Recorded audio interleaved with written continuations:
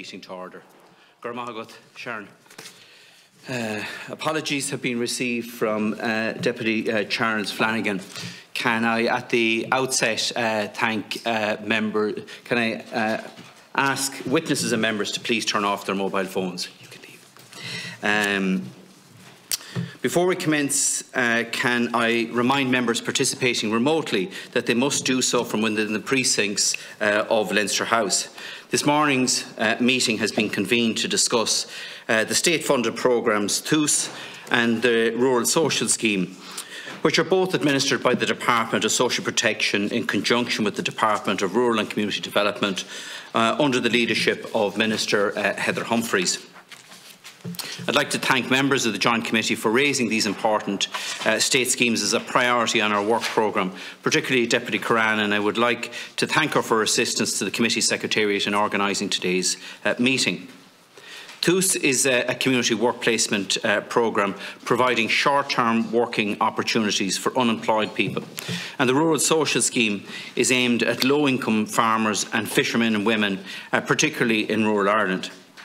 The benefits of both schemes for participants include stable income, better mental health and well-being, and the promotion of safer working practices, while also providing multiple benefits in their local communities by supporting voluntary, sporting and community organisations to improve amenities and deliver vital local services.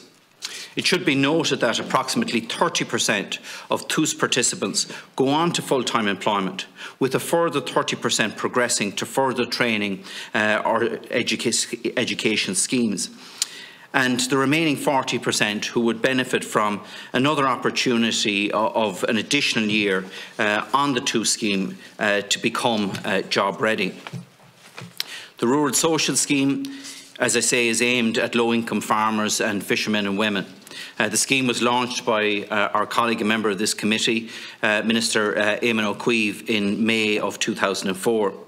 And the objective of the scheme is to provide supplementary income for low-income farmers and fishermen that would be unable to make an adequate living otherwise. Not only does it provide a stable income, but as I say, has a big impact in terms of promoting better mental health and well-being. And a key element of this particular scheme is that it is self-referring. Thereby, participants can have an active interest in developing and improving their own local community.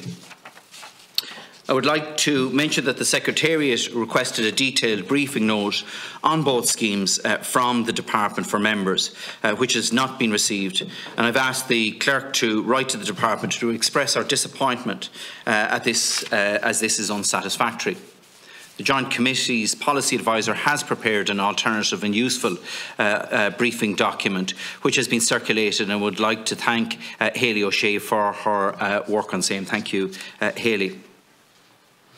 As we continue in this regard, I would very much like to welcome to our meeting today Ms Ellen Brennan, TUS Coordinator from North Mayo North East Leader Programme, Mr Martin Corcoran, TUS Supervisor, Mayo North East Leader Programme, Mr Adrian Kane, Divisional Organiser, Public Administration and Community Division of SIP2, Mr Clem Shevlin, Industrial Organiser in SIP2, and Mr Peter Glenn, Sector Organiser in SIP2.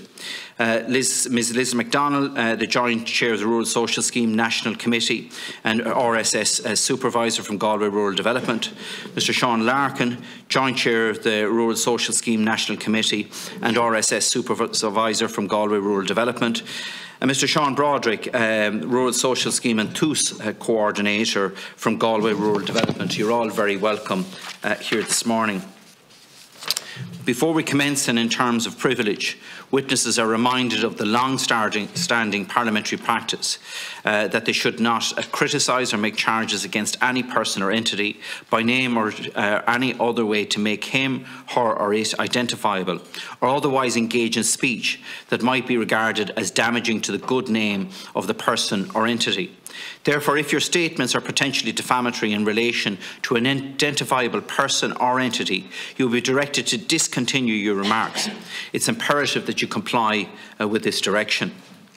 Members are reminded of the long-standing parliamentary practice to the effect that they should not comment on, criticise or make charges against a person outside the Houses or by an official, either by name or in such a way to make him or her identifiable.